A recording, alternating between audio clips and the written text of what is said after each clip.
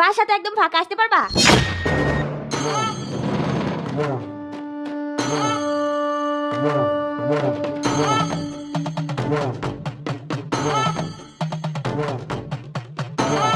ভাইয়া কি অবস্থা, কেমন আছেন? ও আচ্ছা, আমাকেই বলছেন? জি আমি ভালো আছি, আপনি কেমন আছেন? হ্যাঁ আমি তো ভালো আছি, তোমার সাথে একটা কথা ছিল আমার, বুঝছো? হ্যাঁ কি কথা, অবশ্যই ভাবি আমাকে বলতে পারেন, কোনো সমস্যা নেই। না মানে না মানে আমার হাজবেন্ড তো প্রবাসে থাকে, বাসা তো একদম ফাঁকা, আসতে পারবা? আরে ভাবি হঠাৎ করে বাসায় ডাকছেন, কিছু লাগবে আপনার? না মানে আসলে কি, তোমার ভাইয়া তো বিয়ের 3 মাস পরে প্রবাসে চলে গেছে, তাই ভাবলাম যে বাসায় একা একা আমার সময় কাটতেছে না, কিভাবে একা একা থাকি বলো? আর তুমি যদি আজকে সময় পাও তাহলে একটু আসিও তো। আরে ভাবি সত্যি বলছেন, বাসায় কেউ নেই তো? আমি আসবো। আরে বাসা একদমই ফাঁকা, কোনো সমস্যা নেই, এই কারণেই তো তোমাকে আসতে বলছি। আর তুমি তো জানোই তোমার ভাইয়া 3 মাস হয়েছে চলে গেছে, আর আমার একদম ভালো লাগতেছে না, বুঝছো? একটু আসো না প্লিজ। আর একটা মেয়ে মানুষ কিভাবে 3 মাস থাকে তার হাজবেন্ডকে ছাড়া, বলো তুমি? প্লিজ আসো না, আজকে রাতে একসাথে থাকবো। আরে ভাবি আপনি কি সত্যি বলছেন এগুলা, নাকি আমি স্বপ্ন দেখতেছি? ঠিক আছে ভাবি, তাহলে আমি আসবো। আচ্ছা আসবা কিন্তু, হ্যাঁ আজকে অনেক মজা হবে, ওকে? আসবা কিন্তু। আমি তো বিশ্বাসই করতে পারছি না, ভাবি আমাকে এত সুন্দরভাবে অফার করছে। এর আগে যদি এই অফারটা পেতাম তাহলে অনেক মজা করতাম, কিন্তু আজ যেভাবে বলেছে ভাবি আমাকে, আমি তো একদম পাগল হয়ে গেছি। খুব শীঘ্রই ভাবির কাছে চলে যাব। কি হলো এখনো যে আসতেছে না, বুঝলাম না। ও আচ্ছা তুমি ও আসছো? আচ্ছা, কেমন আছো ভাবি? হ্যাঁ ভালো, আসো আসো বসো। হ্যাঁ থ্যাংক ইউ। কতক্ষণ ধরে তোমার জন্য অপেক্ষা করতেছি জানো, আমার একা একা ভালো লাগে না। আর আমার হাজবেন্ড তো জানোই বিয়ের 1 সপ্তাহ পরে আমাকে রেখে চলে গেছে। একটা মেয়ে মানুষ কিভাবে একা একা থাকতে পারে বলো?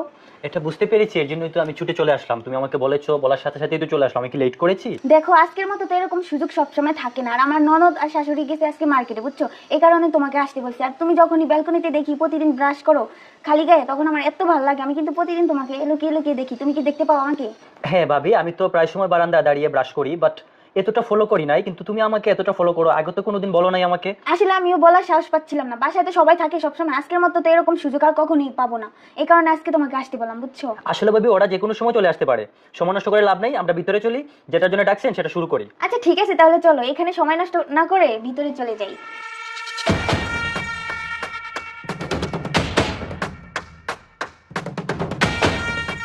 ওহ ভাবি, আজকে যে আমার কতটা ভালো লাগতেছে, তুমি আমাকে বলার পর থেকে আমার মনটা অন্যরকম কাজ করতেছে। ভাবি তুমি এত সুন্দর কেন? হ্যাঁ, তোমার দিকে যত তাকাই তত ভালোই লাগে। হ্যাঁ, তুমি এরকম অবস্থায় দিনকাল কাটাচ্ছ, সেটা যদি আমাকে আরেকটু আগে বলতে না ভাবি, তোমাকে আর এতদিন একটু কষ্ট করতে হতো না। ঠিক আছে, প্রতিদিন আমি তোমার সেবা করতাম, প্রতিদিন তোমার যত্ন নিতাম। ভাইয়ের যতদিন থেকে চলে গেছে, চলে যাওয়ার পর থেকে সেই দায়িত্বটা আমাকে দিতে পারতে তুমি, কিন্তু এতদিন কেন বলোনি? আমি তো অবাক হয়ে আছি তোমাকে দেখে, তোমার ফিগার দেখে আমি আর সহ্য করতে পারছি না।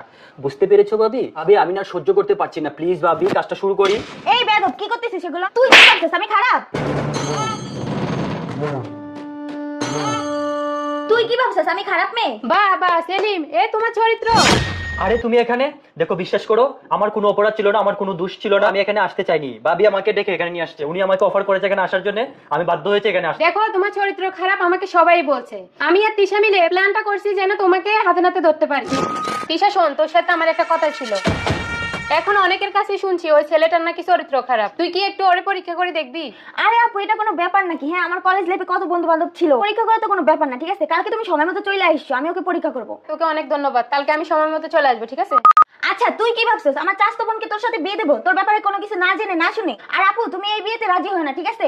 এই বিয়েটা ক্যান্সেল করার জন্য আমি চাচির সাথে কথা বলবো। এই ছেলের সাথে তোমার কখনোই বিয়ে হবে না, ও একটা বাজে ছেলে। ঠিক আছে আমি আগেও শুনছি যে ওর চরিত্র খারাপ, এই কারণেই ওকে পরীক্ষা করার জন্য আজকে আমি বাসে নিয়ে আসছি। আজকে কিন্তু দেখতে পাইছি যে ওর চরিত্র সত্যিই খারাপ। আপনারা যা হবার হয়ে গেছে, আমাকে ক্ষমা করে দিন।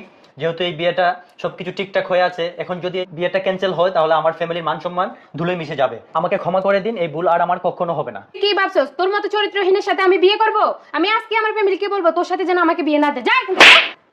দেখ এখনো নির্লজ্জের মতো এখানে দাঁড়িয়ে আছিস, বের হ আমার রুম থেকে, বের হ। বেহায়া নির্লজ্জ।